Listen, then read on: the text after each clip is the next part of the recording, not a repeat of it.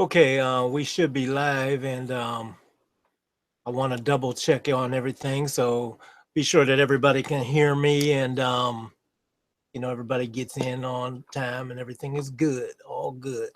Um, as we wait for people to come in into the room, I want to welcome you who are already here, and people are coming in. Oh, that sounds like a police siren. Let me turn that off. That's my little alarm on here.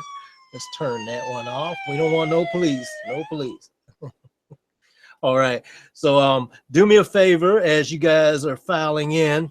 I'm going to be checking over in the chat room, and I want to see, can you see me and can you hear me? So if I get no responses, then I'm going to assume that there's a problem. So do me a favor and just type it in. If you can see me, let me know. I'm going to ask you guys, can you see me? Can you see and hear me? Okay, let me know. Type in a yes. Anthony, what's going on? What's going on? Okay, great. You can see me and you can hear me. All right, wonderful. I never know. So, I'm on this one side here, and good. What's good? Howard, what's going on? Trav, hey, cool. And well, okay, we're gonna get it rolling. Then people are gonna just keep rolling in as we do this. So I want to go ahead and get it happening. Let me also, what I'm gonna do is I'm gonna put in this chat box the address of the hangout, so that when I invite you in, you guys can come on inside and hang out with me.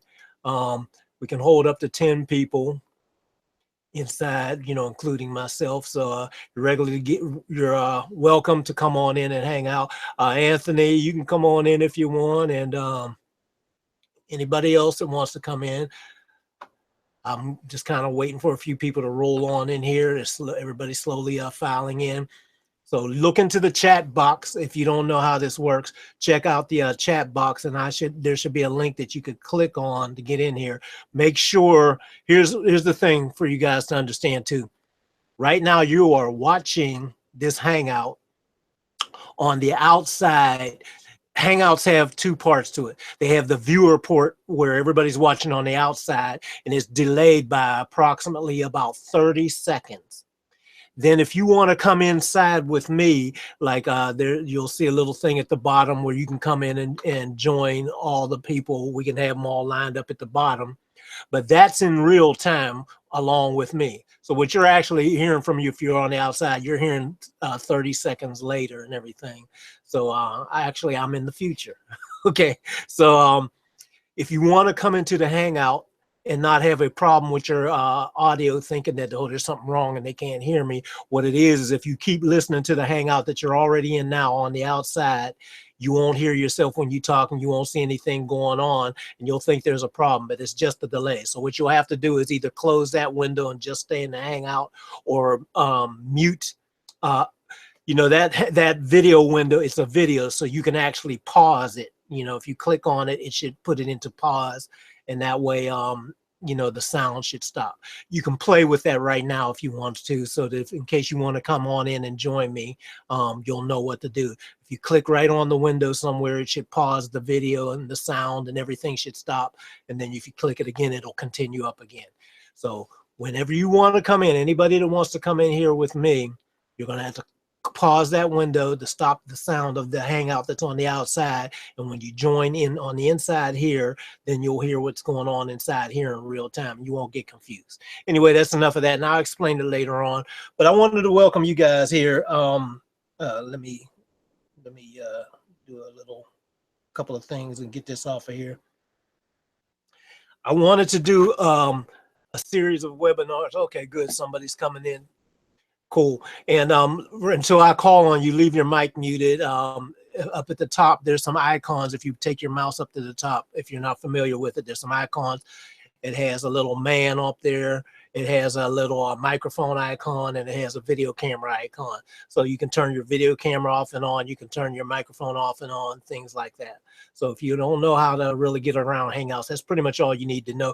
No, there's another little gear setting. There's a red phone setting to the far right that's to leave the call and hang up. But if you want to adjust your settings, say for example, if you're not seeing your camera come up and you got a webcam, click on the little gear icon that's right up there in that icon bar, and it'll open up for your settings. And that way you'll be able to choose your video camera, you'll be able to choose your audio input, and you'll be able to choose the speakers that it plays back over. Okay, so just want to give you guys a little explanation on that and housekeeping and everything.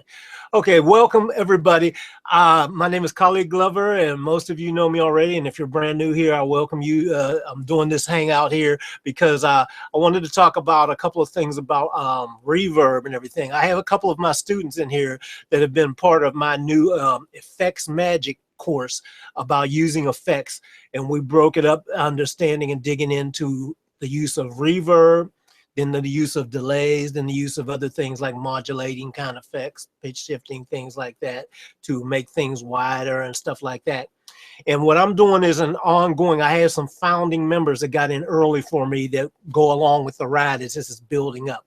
So today, I'm adding a little bit more of just a couple of different looks of how to think about it. What I found on these hangouts, because the quality, you know, you might see maybe my audio or my video might be a little jittery or jerky. I originally tried doing this stuff in real time on these kind of platforms, but they don't work as well because streaming over the internet and everything is not quite as reliable as it is, especially as we get more people on there. It's not as reliable as it is and when I just do straight videos. So inside of Effects Magic, what I did was a combination of live streaming to explain some things in real time. Then I also did some separate videos, which are more real time, which you can see and hear better what's going on. So I just wanted to break that down to you. So welcome, and everybody. I want to also tell you, this is going to be a nice little tutorial on a lot of great concepts that you can use. These are some things that I've learned over the years and decades that I've been working from some of the masters and things I've learned on my own. We're not going to be able to cover everything, but I'll give you as much as I can within a reasonable amount of time. We're probably only going to go about maybe about 70, 75, maybe an hour and a half, 90 minutes, you know. Well, so I'm not going to make it real long and everything, but I'm going to cover a couple of things and give you some concepts that you can use on your own mixing and recording or whatever, and utilize some of these concepts. So today is going to be writer downer day. So get yourself a pen or a pencil, a sheet of paper, and anything that resonates with you and clicks, I want you to write it down so that you don't forget it, and then go in and try to experiment after we get done, you know. So my goal for you is to just go ahead and try to get as much use of these tools. You've seen a bunch of tutorials out there. You've got a lot of videos you can watch. There's a lot of masters that give you some stuff, but I'm going to try to give you a few things to think differently so that with all the tools that you got, you can put them together. Okay. So anyway, one of the things, let me just kind of look at my notes so I can be sure I can talk about. Okay. So I want you to, first of all, let's talk about the concept of reverb, because that's what this is all about. You know, the title that I had on there was talking about, you know, the weird little reverb mixing tricks, you know, and this is how I kind of got my reputation for, you know, getting in some big projects and things like that, is because, you know, I'm a little weird, and I'm okay with that because that made me different. To me, it's like you've got to find your own, identity out here to stand out from the crowd. You know, I call it UMS, UMS. UMS stands for your unique mixing system or solution or whatever you want to call it. But it's just yours, your own individual flavor. And so for me, I was always fascinated by effects because I started out as a guitar player. So my first use of effects was I used to buy a bunch of guitar pedals to make my guitar no longer sound like a guitar, which is kind of weird because if you're playing guitar, why wouldn't you want it to sound like a guitar? But like I told you, I was a little weird, and I'm okay with that. What that did was it allowed me back in the day when other guitar players were just simply putting on, you know, different distortion pedals and things like that, you know, maybe some delays and chorusing or phasing and flanging. I'm using all kinds of different combinations to get some weird stuff to kind of simulate simulate instruments and keyboards and even orchestral stuff like that. You know, I would always try to find some weird things that I could do. So my guitar, if I wanted to sound like a guitar, I could do that. But if I wanted to sound weird and different to take the place of something more and be a little more interesting sonically than the guitar, it was about the effects. So today, you know, this is going to be like the first of an ongoing series where I talk about how you can think about and use effects. Today is going to be about reverb and digging in a little bit deeper, you know, a couple little weird things that I do with reverb. Most people seem to take reverb and they kind of almost take it for granted. You know, it's like, let me put up my song and everything. Okay, I think it needs a little reverb. And that's kind of the extent of what it is. People open something up, pick you know, a hall or a plate or a room or something like that. Oh yeah, that sounds kind of good. Put it on, bam, they're done. You know, maybe a few people to get a little more adventurous, stack a few different things to get a combination sound that you know, is greater than any one sound. That's all well and good too, you know, so there's no right or wrong about this. But what I want to do is challenge you to think a little bit different, you know. Let's all channel our inner Steve Jobs and think a little different, push it a little bit, because reverb by itself can be very interesting. And I haven't even gotten into delays and stuff like that that really can be in there. You know, I got my boy Anthony on here and a few other people that you know some of my concepts of what I've done. And also, like I said, expanding out this course. You guys, I can't possibly cover it all in this, but I plan on covering so many different things over the course of time, dropping stuff in and keep filling up the members area and everything, that it's a great journey, because it's like, that's the key that makes you have your unique mixing solution, you know? So, or I call it it's actually yums, actually. I left out the Y because it's your unique mixing solution. And, okay, so one of those things. Now let's talk about the concept on reverb and break it down to the different parts of reverb. Let's think about reverb of what it is. It's like space. You know, I'm in a room and I've got space. So as I'm talking to you now, there's reverb in this space. You know, some people have the mistaken thing of thinking of reverb as this big, long, cavernous thing that's always out there. But reverb is everywhere. The only place it doesn't exist is in an anechoic chamber, you know, and even then it's not completely void. The place that it definitely is completely gone is out in outer space, you know. So as long as we have some type of atmosphere around us and everything, there's always going to be some type of reverb, you know. Right now I'm in a small room in my home studio here, so it's dry, it's intimate, kind of in your face and everything, and that's one type of reverb. But if you listen carefully to my voice, you know, or if you listen to me do little claps and I move around, you can hear, you might be able to hear some of the things bouncing off of some of these rooms that are, some of these walls that are surrounding me. But let's think a little bit differently. The concepts of reverb do not change whether we're in a small place like this or we're in a big, giant, cavernous stadium, because they're all based on the basic things. Is like when I'm in here and I just clap right now, I could hear first the concepts of early reflections. So how many of you know what early reflections are? If you know what early reflections are, because I know I've got people, some people are more,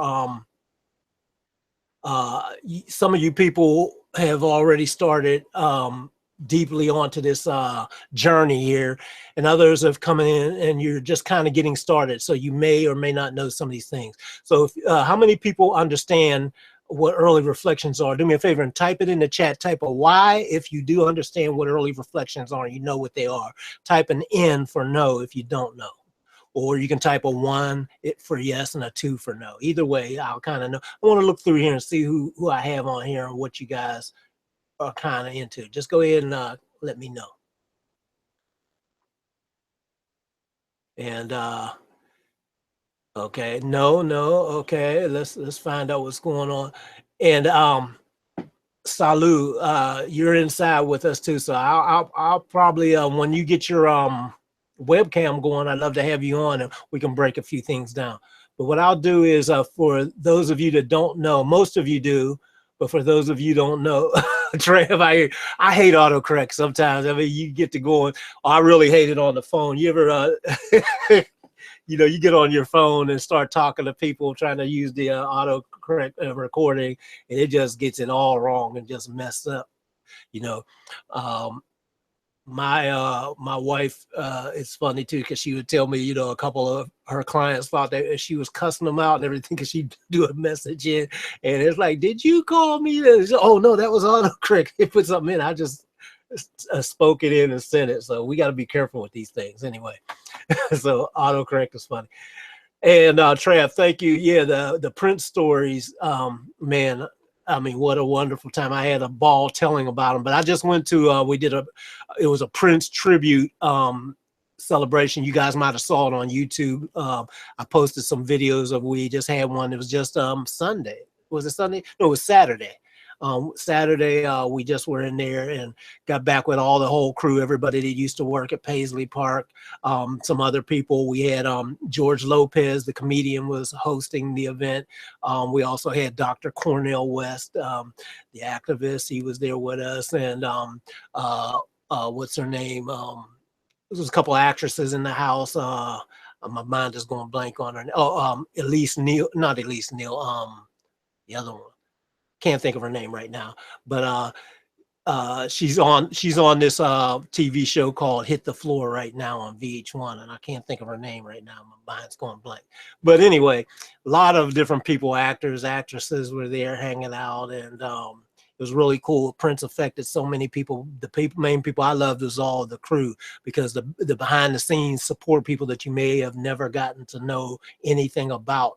It was very, very instrumental in part of that legacy and dynasty too. So I'm very happy to have been a small part of it. Anyway, back to Reverb now. So early reflections, we're going to talk about early reflections a bit, because most of you know what's up, but a few of you don't know. So let me go ahead and break it down, and you guys that already know, just have a little bit of patience while I bring people up to speed. So the best thing I can do is right now explain, like even here in this space that I'm in, like I said, I'm in a small room. So literally, I have one wall that's right over here, and it's not that far from me. It's, you know, maybe about 4 or 5, 6 feet away from one wall on this side, and about the same from the other side as well. There's a ceiling right above me. It's not a very high ceiling. It's about, I think my ceiling's probably about 8 to 10 feet. I think it's probably about, yeah, it's probably about 8 feet. Yeah, 8-foot high ceiling. So it's pretty low ceiling, which is not a good thing in here, but it is what it is, you know. And then I have the floor here. So when I'm talking to you and I'm listening back to my voice, sound is coming out of my voice, and immediately when it comes out of my voice, it goes over to that wall and bounces back to my ear. And it goes over to that wall and bounces back. It goes in front, it goes up above, it goes below. Those things that come back at me, depending on how far away they are and everything, but those are the early reflections. Sometimes they're called first reflections. They come back to you first, and then the farther away other things bounce around and everything, they come back and join in later. I've got a wall that's farther out that way, so the sound that's farther out that way is going to come back later than these ones that are closer to me as the early reflections. When I'm mixing back here on my speakers and everything, the speakers have the sound coming out of the speakers, that one and that one. Okay, so the sound comes directly out of them and goes straight to my ear. So that's the direct sound. But while they're coming out there, they're also going out to each side, bouncing off the wall and arriving at my ear too, at a slightly different time than the direct sound that came out and came straight to my ears. Okay, so those ones that bounce off there, that's the early reflections. What's coming out of the speaker as well bounces off the ceiling, comes down to my ears, another early reflection, down to the floor. Now my floor, I have a carpet and everything, so that kind of absorbs some of the stuff. I've got you may be able to see it back there between the speakers. I have things called tube traps that are catching some of the sound and keeping it from bouncing around too much. So I've got the room slightly controlled, but still there's things going on. I didn't go all out in this. This is just, you know, this is just a room converted into a place with my gear in it, you know. So anyway, that's kind of, I hope you get an idea that the early reflections are, or the other word is first reflections. It's the first thing that bounces and gets back to you, or back to the source, whatever it is. You can also have early reflections if you have a microphone, for example, and you're recording something, and you got to be cognizant of where you place the microphone, because the microphone, just like your ears, are picking up early reflections. You're going to have the straight sound coming into the microphone, but you're going to have early reflections bouncing and getting into the microphone later on too. So that can cause problems, comb filtering and phase anomalies and things like that. So this is why mic placement, you got to be cognizant of whether you're too near a boundary on one side or the other, or whatever it is. You know, there's a lot of different things that you have to think about dealing with that. But now I want to wind it back, because now that you have a concept of what early reflections are, using that knowledge and everything, okay, we can use that knowledge. Okay, first of all, let me break something down to you about, and you might want to write this down. Okay, and I'm going to write it down for you, okay? Farther away something is. Far away means farther away. Oh, we got what's up, man? We got your speaker. I mean, your camera coming on. I see you going on there. Let me do something real quick so we don't keep bouncing around. And we're gonna keep you muted, so keep your mic muted so we don't have anything interrupting the sound. Let me got you muted, so you can stay muted until I open up the thing and call on you. And let me do something real quick. So you guys can see me up here. We'll keep everybody muted. Okay, so that's good. All right, but we see you on your camera. Okay, so the farther away something, if it's farther away, the less high frequencies. Farther away, less highs. Okay, so I want you to understand that the farther away something is, the less high frequencies that you have. Okay, so you use that information in a way that, knowing that out in the air. Now, why is it? First of all, if you don't understand, the farther away something is and it has less highs as far as you hearing it out there, is because sound is traveling through air. So sound literally has to fight, the sound waves have to fight through the air. And so it dampens down some of the high frequencies that come out from the original source. So the farther away it gets, this is why when you hear echoes or sounds and things like that, they start getting, you know, hello, hello, hello, hello. It starts getting like that. And you know, and then reverb, when you hear, you know, like you might, maybe if you ever heard a sonic boom or whatever, it sounds real bam, but then it rolls off. When you hear thunder, it has a real hard crack, but then it rolls off and starts getting darker and duller as it trails off and gets, you know, the sound travels farther away. That's the air sucking up the highs and everything. Well, the same thing happens in our room and everything. So if you want to simulate farther away, that means you have to damp down the high frequencies. Okay, so this is one weird trick that we're gonna get into this trick now. Have you ever had a sound? Let's talk about a little problem that a lot of people might get. They want to, if you ever have a sound that you want to find a way to make it sit, but still sit in the right place, still sound like it's forward, almost sound like it's dry, but still have some kind of character to it. Have you ever run into the problem where you've tried to mix something and maybe you tried to actually do it flat with no EQ, no effects, things like that? There's some people that go back to that real mentality of, no, I don't want to put nothing on it and do things like that, you know. Well, that's cool, and it might work every now and then, but what we've come to find out is almost everything needs some help, because what we're hearing out of our speakers is not trying to simulate real life, but we can use the principles of real life. So one of the principles of knowing that when things are farther away, they should sound a little muted down in the high frequencies. So one weird little trick that I do sometimes is the concept of thinking in terms of reverb.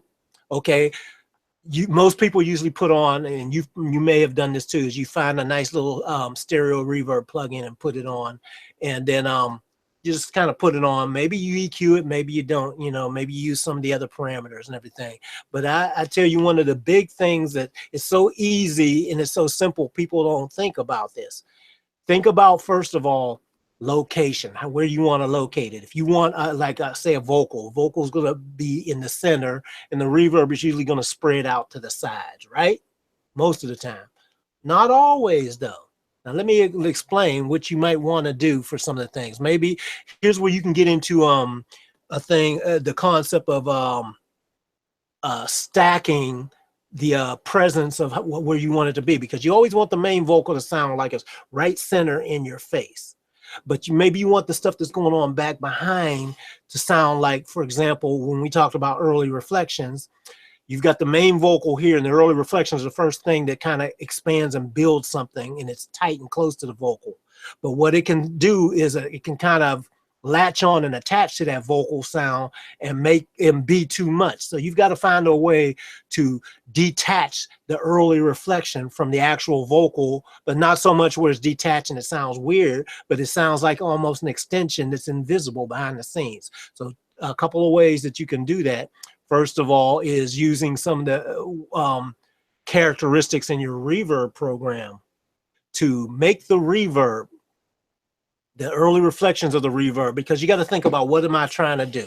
I'm trying to use this to expand my vocal, but I still want it to kind of sound like it's dry.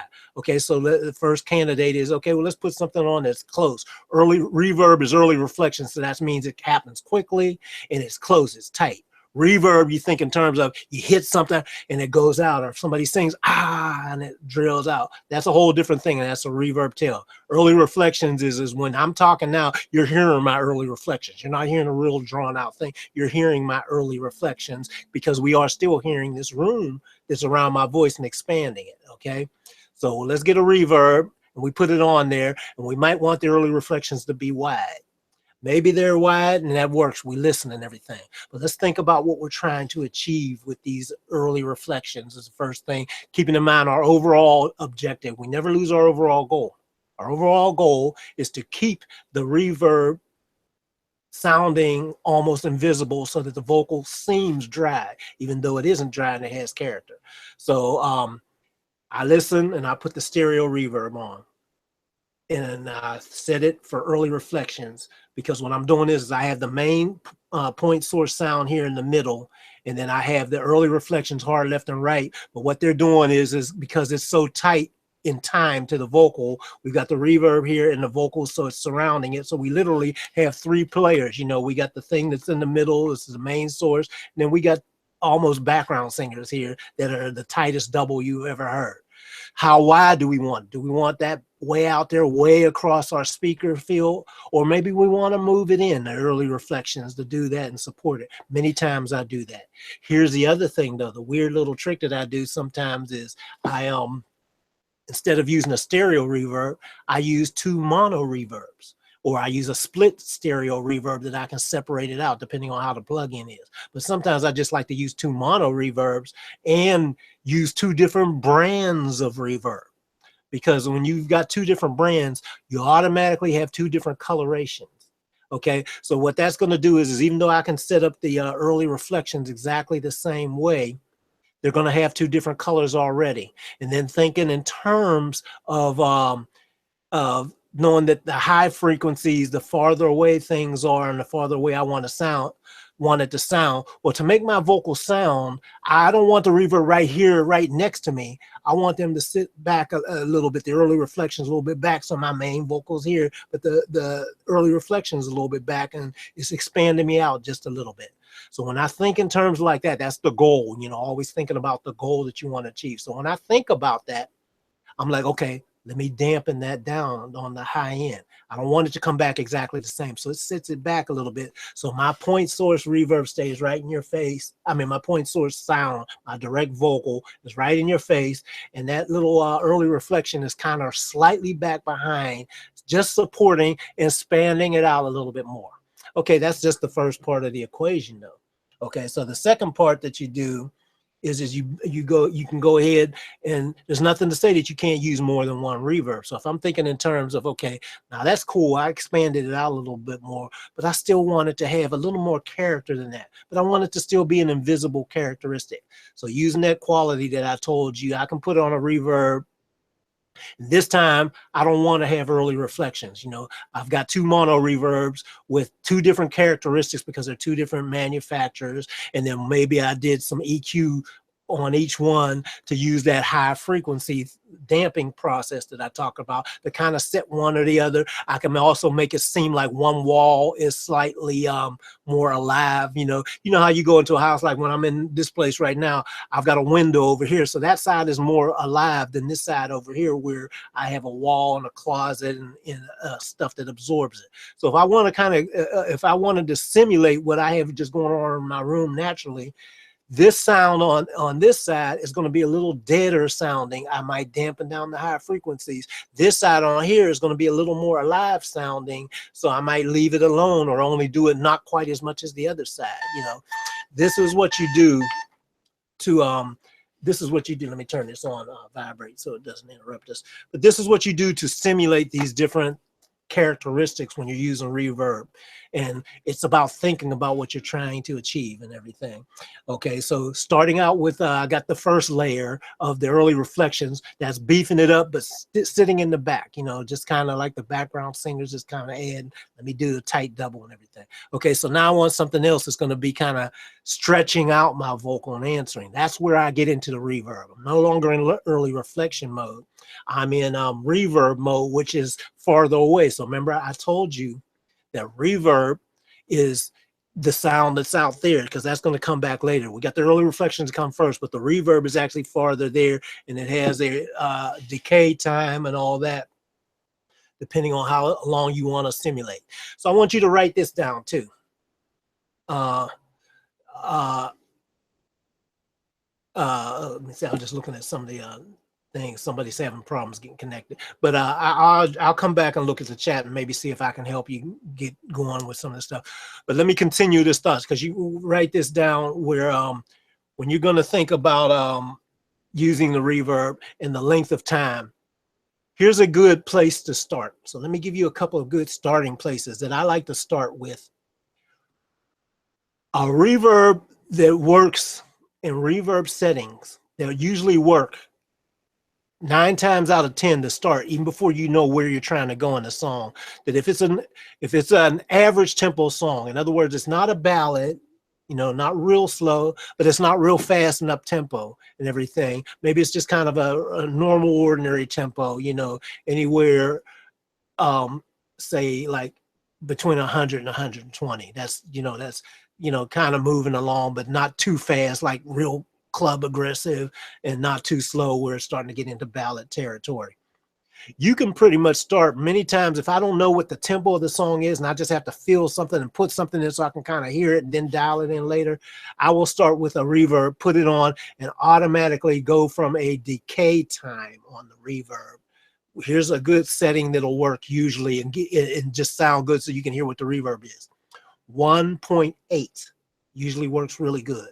I say 1.8, that's, you know, that's 1 second, slightly less than 2 seconds. It's 1.8 seconds long, because when you get longer than 2 seconds, that starts getting into the long stretched out ballad territory where the reverb is going to go over. And this is if you don't know the tempo. So like I said, you're just guessing and you want to put something up and just kind of get in so you can hear what's going on. And if it's a fast song, 1.8 can start smearing over, but because it's still not super long, you can hear the adjustment right away, and it won't ruin the sound of your song with being swimming in reverb. So you can make the adjustment real quick. So this is a setting, like when I go up and put it on, I may put something on and go like maybe 1.5, 1.8 right away without even thinking about it. I just put it on, dial that decay time in, you know, maybe put on some pre-delay or whatever. But those kind of things, knowing to get you in the ballpark so that you can hear where it is you're trying to go and hear what's going on with it before you start getting into major tweaking. Because one of the things that I do is get into making the decision, okay, what kind of reverb do I want? The types of reverb. I've got my little chart here, And my students already have this chart here, but this is a general chart for the different types of reverbs and different types of ways you can approach the processing. This was I originally made it for drums, but it pretty much works for anything. You know, if you want to get a download of this, I can make this available too. You know, just hit me up on the email. But it's one of those things where you have to make the decision. What type do I want? You know, if I got a room, I got a hall, got plates here, we got chambers, you know, we got natural type reverbs and things that do the what was it called, convolution reverbs and things like that that simulate all these things. Reverb can be based a delay based reverb, basically simulating it, inverse or reverse or those kind of reverbs like that that have the little weird sounds that don't occur in nature, but they were created in the machines and everything. So you have to make that decision right away too. What kind of thing do you want to put on? So thinking about that right away, like I said, I like to get into the ballpark of putting something on and putting on a setting that I know won't cause too many problems. So, you know, 1.5, 1.8, you know, is usually going to work pretty good for a lot of things to get you started and get you in a ballpark. And then you can decide to tweak from there. If it's a faster moving song, you need to shorten it up, go ahead and shorten it up, start taking it down closer to 1 or maybe 8.8 or something like that, you know, and even shorter. You know, when you get real short, then that's when it's going to start sounding just like a mirror of the early reflections. So but you know, like I said, it all depends on if you're using things like pre-delay and things like that as well. So anyway, talking about that, that's something that I wanted you to write down, because that's a quick way to get in a ballpark with reverb, and then you can assess the type of reverb you want. From there, it's about deciding whether it needs to be a hall, a room, a plate, things like that. Now, things like vocals and guitars and drums and things like that, and the types of drums, they all need different things that sound different, may sound invisible and get out of the way. You know, like for drums and vocals, I love reaching for plates right away, you know, because they just, for me, they just work. There's no right or wrong. I reach for rooms sometimes on drums, you know, and on vocals, sometimes I'll reach for a hall to kind of widen and warm things up a bit. But a lot of times, you know, I just think I love the plates. You know, there's just something about them that works really good for me. This is a reason why the EMT 140 plate for so many years and decades, and it continues to this day, is one of the most favored and reached for first call type reverbs, because they just work, you know. So anyway, I wanted to mention that, but let's get into a couple of more concepts. If you think about that, that'll solve one of your biggest problems. One, you know, people ask me, how do I set my stuff in the right place? It always ends up washing out, sounding, you know, swimmy overall and everything. I think I'm doing something good, and I end up doing more harm than good.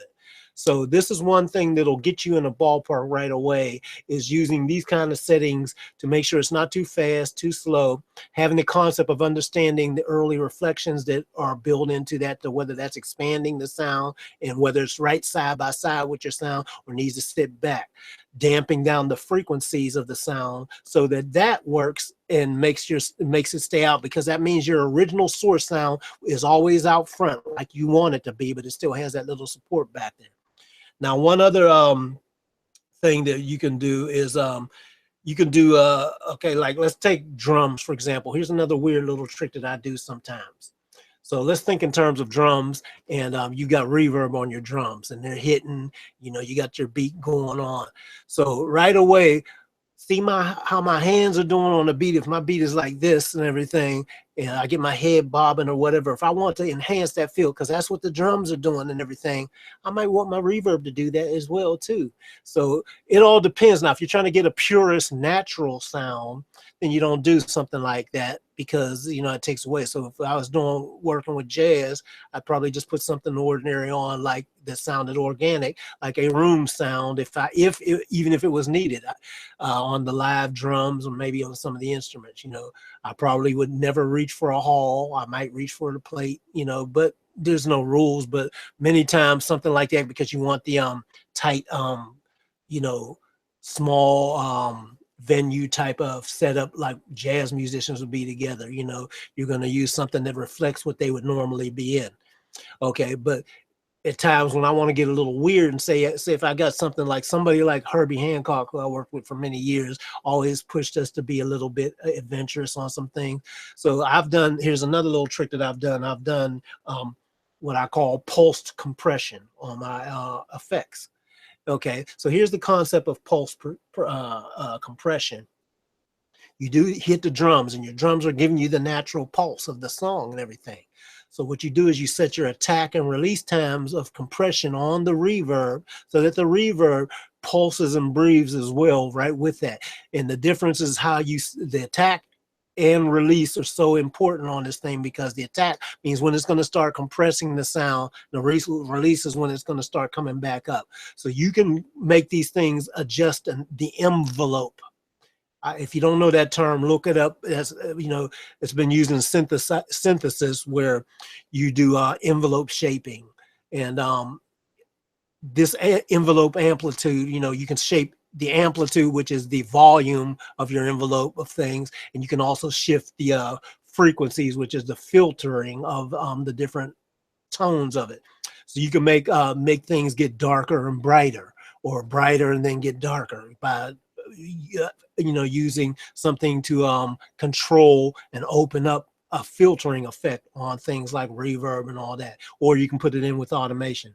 I've toyed with different things like that. It's not always appropriate, but sometimes it is. Sometimes it gives you just that little extra thing that gets stuff out the way. So like I said, thinking of the concept of knowing that you wanted something to be far away and then sound like it's close all of a sudden. So that concept of dulling down the high frequencies to make things sound farther away can be good to get reverb sounding like it's farther back. And then you have the frequencies come back on and get a little bit brighter, so it pulls the reverb here. So you get that pulse compression along with frequency frequency envelope control. Maybe you might do a series of plugins to do that. Some plugins have it all within there, you know, can simulate synthesis, but you can literally make your reverb breathe right along with the track, so it enhances it, you know. And at times when it's hitting really hard and you want it to sit back so that the drums sound drier, fine. But then when there's like maybe a slight break in something, suddenly that room sound comes in front, you know. Or maybe vice versa. Maybe you want to be bright and then just kind of slide into the back, you know, bright and then slide into the back, so that attacks hit you and come at you, and then it just kind of sits back. Using you know, your imagination for what you want to achieve, it's pretty wild, because your imagination to get to the end first. Start with the end in mind that you want to achieve. If you get there, it can lead you to what to do and how to stack your effects and everything. So anyway, getting back to reverb now. But before I do that, first of all, let me go over to the chat box and take a look at the messages real quick. I want to be sure everybody's cool. Okay, so everybody, you guys are still cool. You can hear me still. It looks like Jeff was having some connection problems, but it looks like your problems are okay. So you all right, man? If you're okay, type a Y in for me. I want to be sure that you are straight. Okay, because it says that you are better in here. And anyway, anybody that wants to get in and join me, come on in. You can come on in and just hang out, but you will have to mute the hangout that you're listening to on the outside, because there's going to be a 30-second delay. If you can come on in here, there's a link at the top on the chat that you can copy and paste, and you join, and it'll put you inside here with me. I'm just going to go through a few things, but then I'll come back to you guys and see what's going. Okay, so so let's talk about the next thing too. So I talked about you know, my little peg leg. That's where I already told you about the peg leg process. Well, that was my little weird way of talking about mono reverb. You know, it's taking one leg of the reverb and treating each side differently, you know, so that way you can make things lean this way. You can make music do this through the speakers, you know, with the reverb and all that. By using mono reverb, you can stretch things out and simulate the brightness on one side compared to the other side. So why would you want to do that, Khaliq? Why would I want my reverb to sound different on each side? Okay, say for example, you've got drums and guitar, and the drum player sit up and he's got his cymbals on one side, leaning to one side and everything. And maybe they're interfering with what's going on with like the vocal thing that you set up. So you want your vocal reverb to be heard, or any other kind of instrument to be heard. And the two of them, when they get there together, if you just do a straight thing and it's Test on there, 1 2. on the same thing on both sides, what can potentially happen is what you already have starts adding to this other thing, and then it becomes a problem because it starts adding up and make it, you're wondering, why is this getting so harsh sounding and everything. You solo it and listen to it, well, it seems to be fine, it ain't too much, but what you don't realize is building on they're both building on each other. So you have to be on the lookout for little things like that. And if you are, you'll know that, okay, maybe for me to still hear what I want to hear, I need to do one side a little differently than the other. Okay. So anyway, when I say that, this is why you might want to do things like that. I do this all the time. Here's another thing that you might want to do. And I do this especially with guitars. So if I get a guitar and thinking about how I want him placed in the sound thing, many times when I want to have reverb or some type of room sound on the guitar, I will lean the room in a different way than the actual guitar is, or I might do a stack.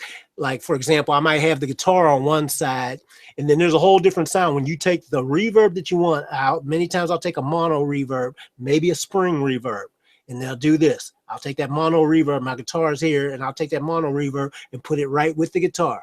Why am I doing that?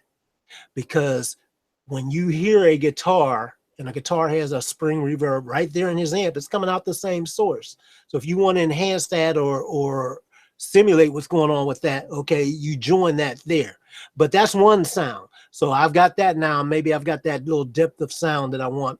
But the next part that I might want to do is, okay, I've got that one part of the sound, but I need a composite sound because I want that guitar to sound like it's bigger and wider than what it is. If I just put it here, that might give me what I need, but I still want some other stuff going on this opposite side here. So what I may do is take another reverb, or like the two mono reverbs again, or I might use one mono reverb or whatever on right with the guitar, and then another reverb that's stereoed. But then like I said, knowing that sound gets damped on one side compared to the other, I might damp down the same reverb that's on the same side as the guitar, so that I can hear the slightly brighter side of the other side of the reverb. If I'm using a stereo reverb, I want that to kind of echo out, not being enhanced.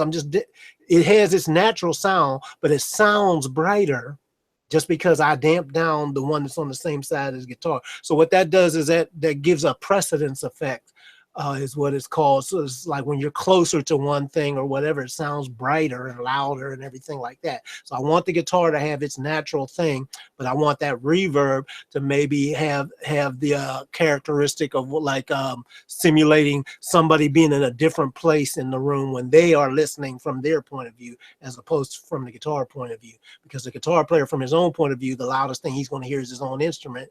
He's going to hear that spring reverb is the loudest thing. He doesn't hear what's going on across the room and how it's bouncing away. So with me listening back, and I'm the spectator, and how do I want things to be placed with somebody listening from the ideal spot, but not just from that. If they move up, if somebody gets up out of their seat and moves around, I still don't want them to lose that guitar player. So I want it to seem like it's, they're in the same place. Okay. And Jeff, I'm glad you're all good now, man. So cool. So are you guys getting this? First of all, do you understand what, because I know a lot of this is all, I love talking about this stuff, but it's all very conceptual. And like I mentioned to you that came here before, some of my Effects Magic students that are in here right now, they know on the inside what we've done is a combination of things like this. The webinars are more suited for me to explain these concepts to you. And then inside of Effects Magics, we have videos and things like that that can actually show and demonstrate some of the things that we're talking about. It's a multi-way of learning and getting this all. So hopefully that makes sense. And who we have in here, we got okay, yeah. Anthony, what's going on, man? I'm gonna see if I can. Oh, you left out. Just give it. I called on you. You got scared, man. What's up, Anthony? If you can, come on back in, man. I was just about to talk to you. So anyway, while we're there he goes. Hit me up, brother, and let me know if you got your mic on in it. I can't really hear you. Unmute your mic. You guys hear Anthony say something, Anthony? Hey, what's going on, guys? Okay, I'm hearing it. Double It's check. real low for me, but let me see if I can turn it up a bit. Yeah, I'm gonna level up a little bit. How's that? Any better? Yeah, that's better on my end. All right. How you doing, man? Not bad. How about yourself? Doing good. And I got the right Anthony, right? This is Anthony Pagano. Yeah, sure is. What's up, man? Good to see you. Same here, man. Same here. Hey. Like the reverb discussions. Good stuff. Yeah, man. Anthony's one of my effects magic students here, and Anthony, maybe talk about some kind of revelations and success that you've had since we've been talking about these subjects, because we've been the effects magic in for a good while from a lot of different angles, right?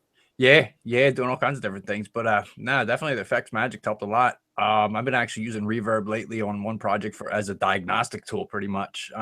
It's good recording, but just a lot of background noise. So I actually was playing around with the Waves plugin, the H Reverb, the hybrid reverb. Pretty cool plugin. It's got a lot of cool effects. I actually took the early reflections up a bit, made it a preset, and was actually able to find certain noises that I couldn't hear anywhere else. And then plus some other, tips and tricks, I learned with the course. But that really gave me a good stepping stone, I would say. So, no, it's definitely, I'm looking forward to the next one. I seen you were talking about it last week. So yeah, I'm definitely going to get on board with that. So, oh man, I'm glad. What's been the biggest, what's been the biggest, outcome that you've had since, applying some of these things? Getting tracks done faster, getting mixes done better, more confidence definitely in my mixes. That's key right there. And basically being able to, arrange a track a lot better and say, all right, yeah, I know I need a delay plug in here, or let me use reverb instead or delay instead, whatever. Just kind of being able to pick out what I need best. And it's been how it helps. I printed out all the goodies, all the cheat sheets. They've been, they help a lot too. So, good. No, I definitely learned a lot from it, and yeah, I'm gonna do it again. It was pretty cool. Cool. Well, seeing and y'all, Anthony's a doer. So what I love is we get in there and then he'll actually do and try some things, and that's what gets you the results. Is many times, some of this stuff is very conceptual, and what a lot of people do is they just leave it in their head, and then when it comes time to do something, they do what they've been used to or comfortable. But I know you've been going in trying different things and all that, and that's how you get results. Isn't that correct? Definitely. Can't agree anymore. That's the only way to do it. I think the first one I didn't, but I know the 2 or 3 of the other part of that course, I was actually loading up the same tracks you were and trying some of those effects. Delay, I had, I'm still struggling a little bit with delay, but was able to bring up those same tracks you're working on and try those same techniques. And that, helped me even learn, the reverb and delay plugins that I use normally, helped me get a better understanding of them. Like a lot of times I was scared to even go near tape delay. It was just oh man, I'm getting this crazy noise, too much. And it was something stupid, like just too much feedback. But then I just took the time, read your pamphlets, listened to the course, and I'm like, all right, let me start off a little lower. I was just tweaking everything a little too hard. And it's just, it was good. It's all the little things, the subtle changes, and what you were hearing, you always talk about the subtle differences. That's how I feel too. You want to hear it, the subtle changes, and that that worked good for me, because I would always crank everything just to try and hear it from that end of the spectrum, and then I'm like, but I'm not getting what I want. Sounds good on my monitors in my studio, but I put it in the truck or put it on a set of headphones, it sounds horrible. So it's just going too hard with compression, delay, reverb, etc. But it's part of the ear training process too. Yeah, and I heard that a lot. Who was it? Chris Lord Algae, I heard on over YouTube or something once said, I think it was him, said something, learn to train your ears by monitoring at lower levels. And, you know, and it was hard to do at first. And it took me, I don't know, maybe a month. And then I got used to it where, because I was always burnt out and tired. And I realized my levels were too high. It's always running too high. And I'm like falling asleep after 2 hours of like mixing something. But yeah. And then I was able to start picking up those little subtle details. And you can hear it. And it really, really glues the mix together when you can actually hear that stuff. So now it was cool. It's definitely cool. So anyone who's never amazing how do it. Yeah, and isn't it amazing how once you've got it, it's like you've got it. You know, sometimes it takes a minute to get there, but once you've got it and you hear it, and it's like, oh, okay. You hear it every time. You can monitor low. You can do a lot less, and then move on to the next thing. You know, but yeah, you just gotta go. Yeah, man. Well, I'm very proud of you, my brother, because I know you've been working hard. And you do it. You always ask some great questions, and you're always engaged. That's the biggest thing, you know, is just getting in and just trying some stuff, man. That's the way I feel. You've been a good mentor. Well, thank you. I appreciate that, buddy. Well, you know, I ain't done yet. I'm just getting started. I know. That's why I'm in for the long haul, Khaliq. Well, that's good. Well, we got some good stuff coming, and for those of you that don't know, and you might stick around for a while, because I have a little something special for you guys that I'm going to do. That's part of my effects magic thing, because I was by popular demand. So I'll let you know about that in a little bit. But I want to dig into some more things, because effects are really the key to making your music come alive. You know, EQ and all that is very good and very, very powerful. But once you got that down, and everybody kind of goes for that, the thing that makes your music stand out is having a great understanding of how to use effects, and reverb and delay in particular, because those are the most widely used effects. You know, the other ones are important too, though, because the widening from, you know, using modulation effects and all that is important. But the bottom line is if you have nothing else but reverb and delay, you can get a lot. One of these days, Anthony, another part of my training that I want to do, because I did it for another project I was working on. I was working on with one of my clients, and they said, Khaliq, I don't want to do nothing but learn how to balance my stuff. I just want to use levels and pans and nothing else. And I was like, I am so glad you said that, because that was the key for me before anything else. Is when one of my mentors made me go back and said, you got to master getting your levels right before you start worrying about doing all this extra fancy stuff, you know, because I was all over the place with trying to do it. Sometimes I'd nail it, but then other times my levels was just totally out of whack and everything. But now I know, because I know what to listen for. I know how to listen inside the music and make it come together cohesively as one whole, as opposed to a whole bunch of separate, disparate instruments, you know. So that's going to be another tutorial that I'm going to do that I think will be very eye-opening for everybody. I'm doing that right now with a mix. Just, you know, gain stage and everything is just level, and it's just like I got to stop putting the plugins on just because I'm getting tired of hearing, you know, the same parts over. So I just start, you know, adding plugins, just tweaking. But it's like I really need to better concentrate on gain staging properly and stop goofing off with compressors and delays and EQs and all that stuff. And just like you said, you know, the right levels, just like your mentor told you. And it's the truth. Yeah. Well, you know, it's interesting too, when you get something that's really grooving hard with just the right levels, and then getting the panning right and everything. A lot of people don't realize you have to do a lot less if you master that part. You have to do less EQ. True. You have to do less compression, because you're finding just the perfect spots for things to sit before you do any of that stuff.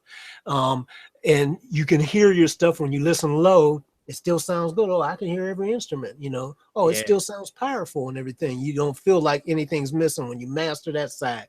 You know, like I said, my guy sent me in, and it was a gospel track. So it had some amazing instrumentalist things happening, you know, guitars, keyboards, horns, all kinds of little things going on. And the first thing I wanted to do before putting on all the other stuff is, I was like, well, this is gospel, and this is going on at a church. You know, and when you hear church musicians get down and everything, and if you're right there listening to them, it's like, man, it sounds, and more importantly, it feels amazing. Yeah, so I'm like, okay, we know it's already there in the performance. I don't want to lose any of that. So what I need to do is really see and capture what's in the performance, and just keep enhancing it and bringing it up. But it Yeah. starts with what's already there at the core. And it was already there when it was captured and recorded. It's like, Khaliq, all you got to do is just keep ramping it up to the next thing. And a lot of people dig in with all the other fancy stuff before actually listening and getting the core groove out. It's true. So it's true. huge. I'm guilty as charged. We all, you know, putting them reverbs on, and just trying to try this and try that. But it's like you said, the levels and bringing out the body and the core of the actual sound. But there's a lot of times too, in the audio systems are horrible, and you can't hear all the goodies that you want to hear. Right. Gets that a lot, and it's like, oh man, they could use a better sound system here. You can't even hear the strings going, or the violinist. It's crazy, and that's stuff they definitely want to bring out. Yeah, it's amazing. That'll be another part of I'm going to do in my series of even though I started out this with effects magic, it's part of the mixing magic course. It's going to cover all those things at different aspects. So we're going to see about how to deal with drums and bass and vocals as separate things, adding them in, and then putting in the compression, EQ, things like that, the balancing magic and things like that, just so that there's so many different elements, because people have so much information out here now, and they get lost with where to start. I'm seeing this, and this guy over here says do this, and this guy over here says do that, and all these tips and tricks and everything. And when it comes up, people are losing where to actually get started. It's going to be most. Yeah, I've struggled with that for a long time. And I still do. I'm on a mix right now doing the same thing. And that's why I think I keep putting plugins on. It's like, all right, where do I start? I'm like, all right, well, vocals are key. Everything revolves around the vocals. Let me get the vocals, going good. And it's like, all right, I can't take, correcting a lot of things, somebody coughing in the background, or, wasn't recorded in the best environment. But, this song I feel is going to get this artist released. And I mean, she's got an amazing voice. This is her song that's really going to really debut her. And I'm like, so, I'm really trying hard, but it's like, oh my God, I can only take so much of this, 4-bar section, just trying to get that little hum out or this out. I'll start bouncing around to something else in between. But no, that's you really getting to know where to start because of what everybody says. Some people will say, start here, start there, but it's like, you got to just take, a little bit of that person, a little bit of this person, and start to develop your own way of doing it. Absolutely. So, what I've been doing is just basically start with a template, just, have all my reverbs, delays on the buses, and then tools for like fixing stuff on another send, and just a little bit of this, a little bit of that, but just trying to keep my channel strips clear, stop adding plugins, and just go through one section at a time and delete the multiple takes that aren't that good. And that's been helping. But no, you're right. Everybody has a different opinion, but you just got to kind of find your own. Yeah. Carve your own path. And the thing is that all of it's right, so that's what makes it hard, because there's no wrong way of doing it. But the main thing, like what I do, is I try to tell everybody that the song, and let me see, and let me write this down so you guys can see this. The song will speak to you. That's right. The song will tell you what it wants. If you remember that, the song will speak to you and tell you what it wants. You have to slow down. Everybody's so quick and ready to put all these things on and do all the engineering and everything. And many times what I found after all this time, and I didn't understand it when I was a young engineer first getting started and watching some of my mentors and watching some of the people that were getting all the accolades.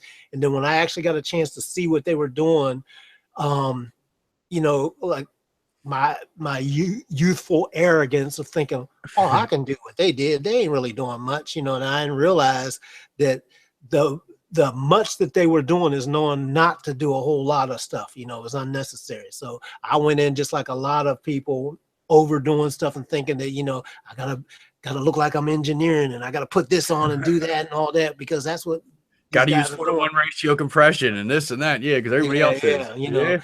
So, and I had to really learn. It's really the best people, the best engineers that I've seen really look like they're doing hardly anything, because really they are. They've learned what not to. They go to what really matters. There's some people that I've seen that have so many, and I used to be one of them, have so many plugins on their session It is ridiculous. I mean, stacks and stacks, lines and on every single instrument, got all the power and everything. And then you listen to the mix, and then you look at all this stuff that's on there and say, that's it? Wow, you know. And then I learned not a long time ago, but long enough ago when it finally clicked on me, because I was doing the same thing and making that same mistake, putting way too much stuff on and thinking that the more I do, the better it's going to do. And now I take exactly the minimalist approach, because what you want to know is, here's another secret that you guys want to know behind the scenes. See, we're dealing with digital. So because this is not analog, every time you put something on, or every time you do something in process, you got to remember this is digital. It's numbers. So that means it's just some math going on back there. Now, numbers can get, math is based in all of these things is based on people putting together algorithms. Some programmer put it all together in code to make it work and seem like it's doing an analog process, but it's really doing a mathematical process behind the scenes. So it's always changing, always manipulating, shifting around. So what it is by definition is it's distorting your sound, because it's shifting around the numbers constantly. So every time you add something else on it, saying, okay, shift these numbers around some more to try to simulate that, then add something else down the chain. So that's the difference between digital and analog, because analog, when it's coming through the chain, the analog sound is the same, and it's just being, even though it's being distorted in a different way, it's still the same sound because it's an analog flow. It's an analog signal flow, but a digital signal flow is trying to simulate that by shuffling numbers, so depending on who wrote this code and things. And I mean, the code these days is much better than, say, maybe even a few years ago, but the bottom line is it's still the same basic thing. As long as we remember that it's a representation, it's just not really real analog sound. So the more that you do and overdo it, it can start bothering and messing up your sound and causing problems that you don't even realize. Have you ever worked with something and then put on this stuff, and then you think you're really improving it, but at the end you sit back and just say, I don't know what it is, but it just ain't doing what I imagined it was supposed to be doing, what it's trying. And I know it sounded good by itself when I first started. Something ain't right. Have you ever gone through that? Yep. And I found it just recently. I pulled up a template from a year ago and had stacks and stacks of plugins all ready to rock and roll. And I'm like, just stop. And I'm saying to myself, and I did. And I put the bare minimum. I have my effects buses off the one side with just one reverb. Now I've just made a folder. I use Logic. So, I can create like different folders to keep, the plugins I use the most in. I clean that out almost entirely to just the bare minimum, what I know I'm going to use. The only thing I have on my template stuff is gain and an EQ, but it's pretty much inactive, and it's just a single band for a high cut and a low cut if I even need it, but they're usually turned off. A year ago, I was looking at them. I'd have linear EQs, and then your standard channel EQ, and I'm going nuts. I'm like, do I really need all this? And my mixes weren't, and I was having a hard time with my mixes because I'm like, something don't sound right. It's because all these plugins are punching each other in the face, and it's like I'm clipping where I can't find it. One of the plugins, because I was just going too far in. So now the minimalist approach is definitely is key, I think. Well, the thing is too, and I don't want you guys to think that I'm one of those guys. I have nothing against doing what's necessary to be done. But what I've learned over the course of time is just do just enough of what needs to be done and no more. It'll make your job easier. It'll make your stuff sound better.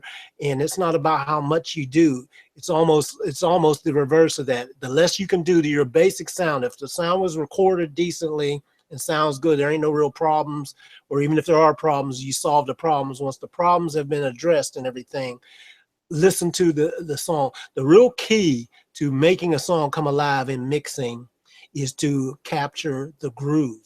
The groove is the key to the whole thing. It's a lot of people get caught up thinking that it's about the sonics. The sonics will come as a result of capturing the groove and then enhancing what's already there. So like I said, the song will speak to you. The song will speak to you. Remember that. Yep. Feel the Yeah. message of it, see what it's trying to tell you, and then work with that. That's been my approach. And I learned that I learned that actually in effects in the first effects. I think the first course, the first start of that course, you were talking about that. And I'm like, that's the truth. Feel the song, listen to what it has, and it makes entire sense. Certain songs want certain things. Yeah. That's right. Okay. So Cool. okay, so I'm gonna continue on, Anthony, with a couple more Yeah. things, and then try to wrap this up at a reasonable time here. Mute yourself real quick, and then Definitely. Yeah. Thanks, Khaliq. Appreciate it. thank you, buddy. I appreciate you getting on here. So as you guys know, and I'll hit mute for you, Anthony. As you guys know, there's a lot of ways you can go about doing something, you know. So one of the other things that I was mentioning, let me look over here real quick too, because I forgot there was something else I wanted to talk about, and I think I forgot what it was. Hold on for a second. Let me take a look at it real quick, because I want to make sure I cover the things that I said. And if you guys got any questions related to I know you guys took a survey too when you came in, so we have time, I may try to answer a few of those things. But let me see, where is it?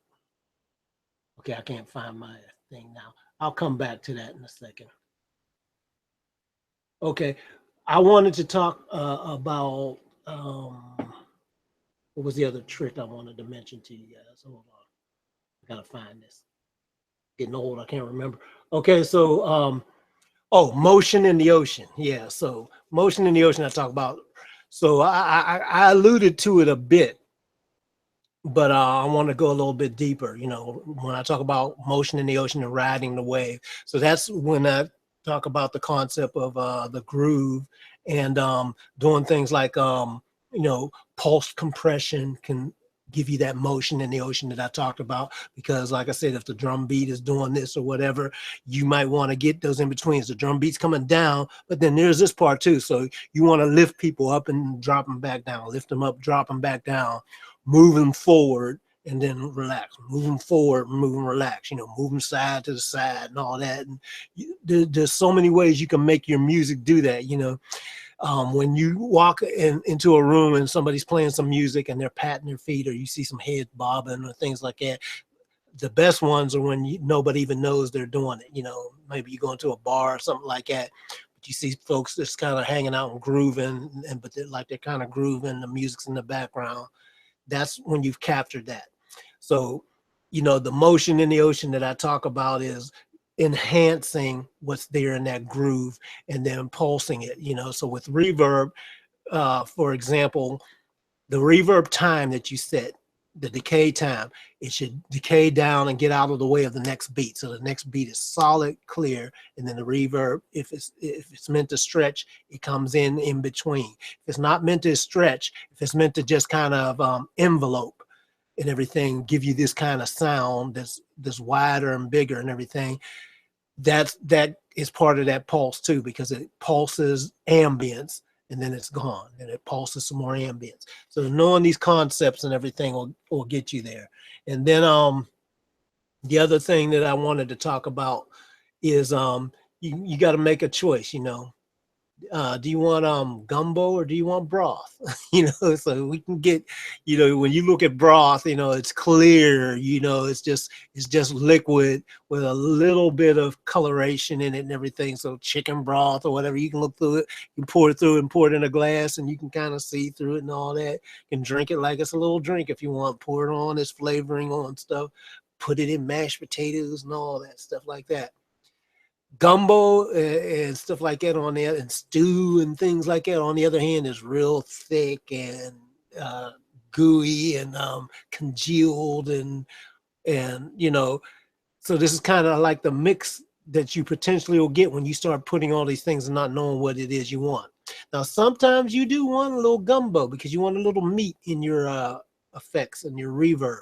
So like I'll say, for example, when you listen to the ones that have the classic reverb sounds and everything, say from back in the day, when you listen to with some of the old school classics of guys like Nat King Cole, Frank Sinatra, and people like that, Well, they had, you know, just a classic reverb that really was very out of the way, but it actually was thicker than you might imagine because it's usually was the 140 plates and stuff like that. This was before digital reverb. You know, it might have been, you know, a plate, or it might have been a chamber or something like that. You know, but these kind of things, they give you the thing depending on what it is. Sometimes it can be real thick and part of the sound, and other times it can be out of the way. Other times it can be short and you just can't even tell that it's there. So knowing which one that you want to go, it's a concept. You got to know which one you want to go for. It's always about starting with the end in mind. You're sitting back and listen to the song before you do anything, and then make a decision on the flavor that you want. You know, you want soup, or, you know, do you want broth, or do you want gumbo? You know, you want it to be thick, and or do you need it to be clear and kind of out of the way? You know, um, it's a huge decision, which also breaks down into the types. Like I got back and told you about this chart here. You know, my students have this chart and they're able to download it, and it'd be a helpful thing. You can have something like this and print it out and have it handy, or just download it and have it up on your computer. But it can remind you of all the stuff that you need to think about on that. So if you want to have a little more gumbo style, then maybe you want to go for like a hall or something like that that's going to warm a sound up and make it a little thicker, be a little darker, and things like that, especially if it gets longer and everything. And you know, certain things that might be in the halfway in the middle is maybe certain type of room sounds or chamber sounds. Thinking of what that is, you know, then you know, plates can be that way, but plates can also be a little more like the broth. I like to think of that. That's why I like them on vocals, because while they can add some things, they kind of get out of the way as well. So when I'm using these metaphors to describe some of this stuff, it's really about me keeping a concept of where am I trying to go in the end with this song. So just think about little concepts like that. You know, like I said previously, the song will tell you what it needs. So just sit back and listen, use your imagination, pick one or two things. And when the other concept that I have for you that I tell you about is that if you have one reverb on one instrument, well, when I say one reverb, one type of ambience on one instrument, that ambience carries over to other instruments subliminally. So if you pick the right things and everything, the mind will fill in the blanks and imagine it on some other things. So this is how you can get, many times you can have, you know, some instruments, and if I put reverb on the guitar, I may not need to put anything, say, on a piano or a keyboard or something like that, and it'll seem like there's something on it just because of the thing I put on that one instrument, or vice versa. You never know what it is. Like I said, you got to listen to the song, but knowing that when it's on one thing, the mind is going to fill in the blanks and act like it's on something else. When you put reverb, a perfect example is many people only put reverb on, say, the snare drum, or maybe a couple, you know, instruments within a drum kit or whatever, or if they've got electronic stuff on certain percussion things and all that. But then it'll make the whole kit seem like it has some type of ambience to it. And sometimes you even do put the whole kit through. You might put one thing through and then put everything through something else to gel it together. So you just got to get an idea of what you want on the end, on the back end. So anyway, with that being said, okay, and I want to be sure is that making sense to everybody? You guys getting this? I want to make sure I'm not losing everybody. Give me a yes, a Y in there for yes, and an N for no if you're still confused. You know. I want to be sure that you guys are okay and still with us. Okay. And all right, good. Okay, cool. So let me move on now. Okay, one of the things I want to talk to you guys more about, since you're going to be in, I'm not going to keep you long, is I want to talk to you about my Effects Magic program, if that's okay with you. I've scratched the surface. We have people like Anthony on here that's been part of this. But one of the things that has been coming to me over the course of time has been people asking me, saying, "Khaliq, I can't afford the full Effects Magic program. I just don't have it right now, you know." So I wanted to come up with a solution. So what I came up with is I want to tell you about Effects Magic Mini. Mini is basically, I came up with, okay, well, some people couldn't afford the whole, what I originally started with Effects Magic was for 3 basic modular parts of dealing with effects. First one was reverb, second one was delays, and the third one was for modulation and all the other stuff going in there. Each one of them originally was going to be just a single webinar that broke it down for $97 each. $99 each would have taken up to $297. I sold the whole package for $197, and actually I had some early bird stuff that was a lot less than that for some of the founding members. So people that missed that founding member discount that I had and everything, said, Khaliq, I missed out on it and I want to be part of the program. So what I came up for you guys, here's what I've got now, is I came up with what I call Effects Magic Mini, which will give you the opportunity to get started with Effects Magic type of things based on reverb. So what I'm going to do is pop something up here and then I'm going to explain to you what it is. Effects Magic Mini is just the mini. Let me put this up here so you guys can see it. It's a mini module that deals with reverb. You know, instead of you getting all 3, the whole program and everything, you can get started with just reverb. And we do some deep dive stuff that I already have in the members area to break things down. We have PDF worksheets, we have checklists and everything to take you through it. I have the thing called my ATM method and my inverted ATM method, which will explain you a way that turns the thought process of how to position things upside down. So you will find a lot of good ways of dealing with reverb and getting a conceptual way of putting things together. We just had Anthony on here and he's had great results with doing stuff like that. And this is a program that keeps growing behind the scenes and everything. So what I have for you on here is a webinar special for webinar attendees that are on here. You can get Effects Magic Mini. If for being on the webinar, I was going to do each module for $97 each, or it was $99, whatever. But for the people that are on here, you can get basically $20 off. Get it for $77. Effects Magic Mini is $77. That'll get you started, get your feet wet. And what I'm going to be doing then is you're going to get a copy of this webinar, because I'll be putting this in the members area, but inside we've got a effects breakdown deep dive for reverb. I've got several different videos and modules. We've got the checklist. We've got several different webinars that we have in there already, and everything that we've done on the part of this. So this will really give you a good foundational knowledge. And here's the other thing that I'll do, guys, because I want you to be able to get in and get your feet wet. So if you want to get in on this and see what it's about, go ahead and get that. And then what I'll do is I'll send everybody, get them access to the first module. But if you see after in there, it's like, okay, this really helped me and everything. Khaliq, I want to do the whole Effects Magic program. So instead of end up having to pay 3 payments of trying to get with this, what I will do is I will credit the payment that you make today if you want to expand it out to the complete program later on. This will get you in and let you see what's going on, and you can get help with Magic at a reasonable price. I figured that was good. I said I wasn't gonna make it $97. Let me take $20 off for anybody attending the webinar today. So click the button and check it out, because, and here's the other thing that you got in there too. When you get on the inside, you will get this checklist. This process map that we have in there. We also have a PDF checklist for dealing with reverb, so that as you deal with working on your mixes, you can check things off so that you don't miss anything. Some of these things we talked about, I know was a lot of conceptual things that will be very easy to forget. Or we've got like the modules and printouts to do it. Have you asked the right questions and be sure you're covering it.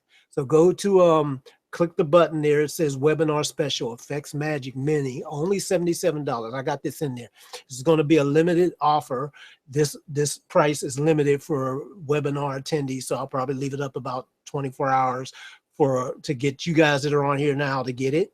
And also anybody that missed it, I'll leave it up in enough time where you can see the replay and take advantage of it. But it's coming down. It's coming down. I'm not leaving it like this. We're going to go back up, because I only wanted to do this to provide an opportunity for people to get in that couldn't get in for the full program. So go ahead, grab it now. if you think this can help you take your effects to the next level, you know, you've heard some of the different concepts that I've had. So you can go inside and see and hear some of these things and see how they can apply to what you do. You can write down a lot more. I get a lot more in depth on a whole lot of other things inside of there. Plus we have, Joe has some stuff in there. And like I said, we've got any way that you like to learn, whether you like to learn watching videos, or if you like to learn from reading, we've got written material. And you can even just listen to the audio on some of the stuff and get what you need. Effects Magic Mini will get your feet wet in here. So click the button now. You should see the offer right on the side there, and you should be able to click it, and it'll take you right to PayPal. And what it'll do is once I get the things in, I'm going to have to give everybody manual access, because normally the program is set up, like I said, for the full program. So I wanted to do this for this webinar, so I'll have to literally manually give you access. So I'm going to cut it off after a certain amount of people, or after the 24 hours is up and everything. So place your order, it'll reserve your thing, and it'll be all good. And then what I'll do is later on today, and between today and tomorrow, I'll go through the different emails for whoever ordered, then I'll provide you special customized access so that you can get in and get access to the module and get you going. Anyway, I just wanted to say that with that, I want to go to a couple of questions and things like that we have in here. Let me go to let me go back to the room first of all and see if anybody has any other questions. Does anybody have any questions about this?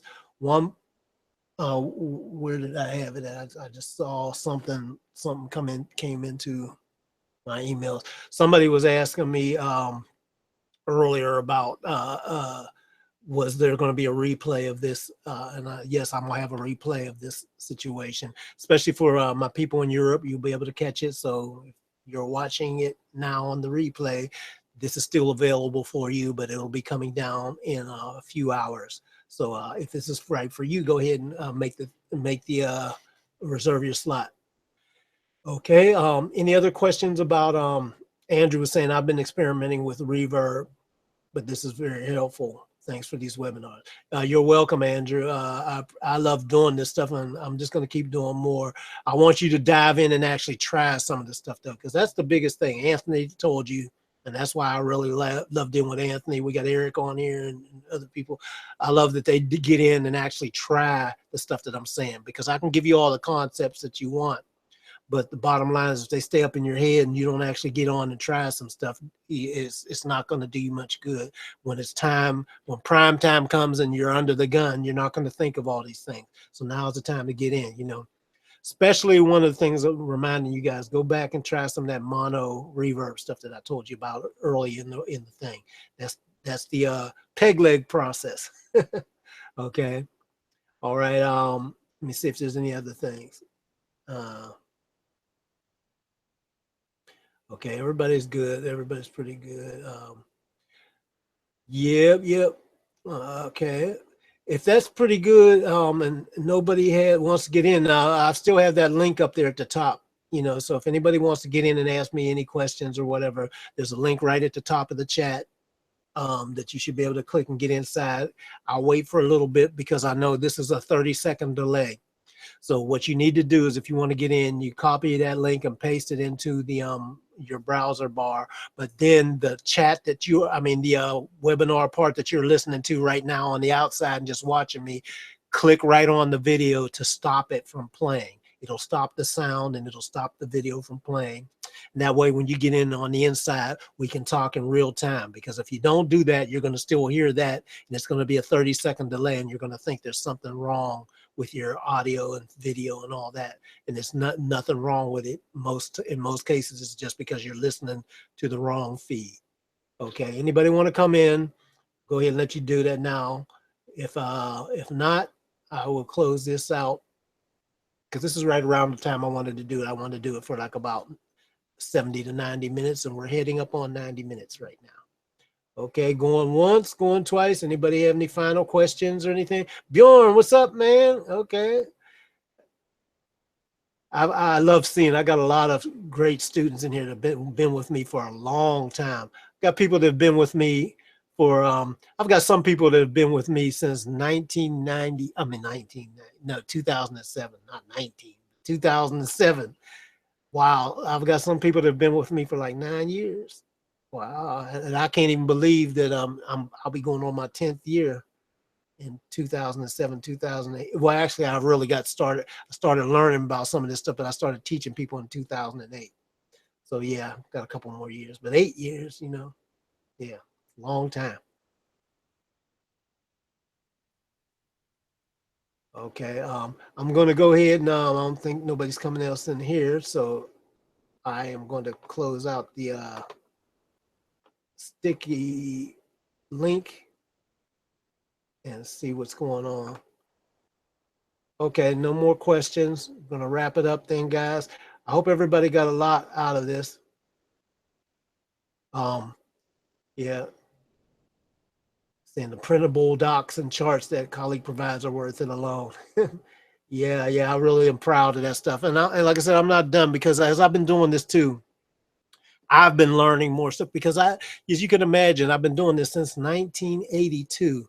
So I've got a lot in my brain and everything. So sometimes I skip over it and it's hard for me to remember everything, because I want to jump over it, and then remembering that hey, colleague, when you were at this place, some people won't automatically know the stuff that you're just kind of thinking and zipping past. So I have to go back and break down. So this is where my students let me know this, like, Khaliq, can you break that down a little bit more and explain that?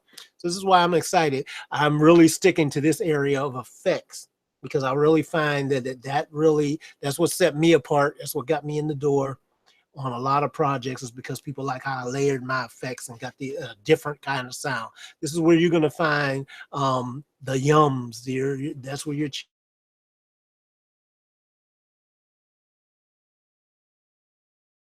When you find that, you're going to be really good and stand out from the crowd. So everybody, it's top of the hour, going once, going twice. I'm going to wrap it up and close out of here. I am Khaliq Glover, also known as Khaliq-O-Vision. I'm going to go back and one more time, click on the thing, if get the webinar special for webinars attendees. Effects Magic Mini is only $77, and it'll be coming down after 24 hours. Catch you guys later. Have a wonderful day. I'm going to be doing some more webinars too, probably this week. So be on the lookout. Watch your emails, and see you later. Bye.